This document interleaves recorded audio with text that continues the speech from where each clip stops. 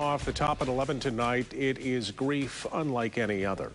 A Newaygo County family lost their 24-year-old daughter more than 6 weeks ago. But medical examiners still can't say for sure what happened, citing a months-long backlog in toxicology reports. News 8's Jacqueline Francis sat down with her parents today as they share Mary's story for the first time. Daddy, this is so adorable.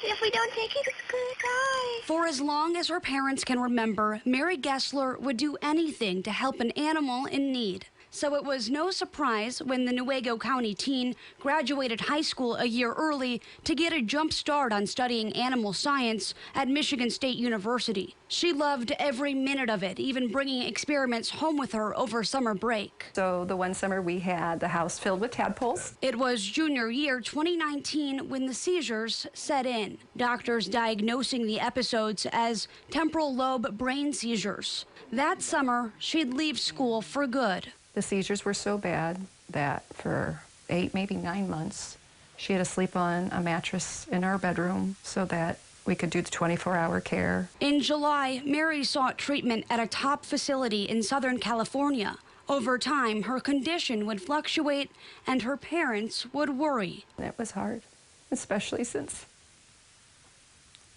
we couldn't go visit her because we couldn't afford it. She was so far away. But she called a lot. They say Mary distanced herself from the doctors during the pandemic. Co-workers and friends insist she seemed perfectly fine, but after days of unreturned calls and messages, Mary's mom knew something was wrong.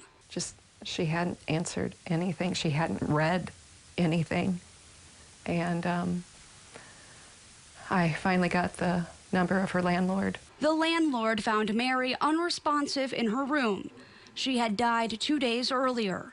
And then we got a phone call, and they said she was gone. And I just started screaming. I fell on the ground right here.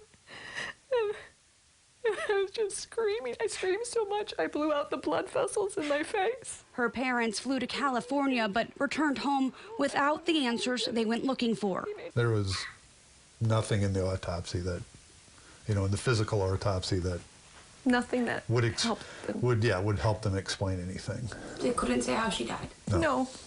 Nearly 2 months later, and the Gesslers are still awaiting toxicology results. The medical examiner in California saying it could be several more months before they get anything back.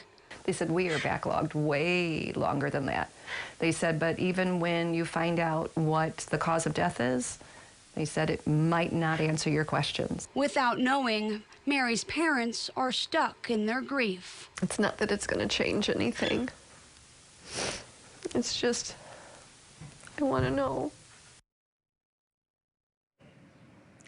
As they hope and wait for answers, the Gessler family will honor Mary and her love for animals with a memorial at John Ball Zoo in Grand Rapids next month.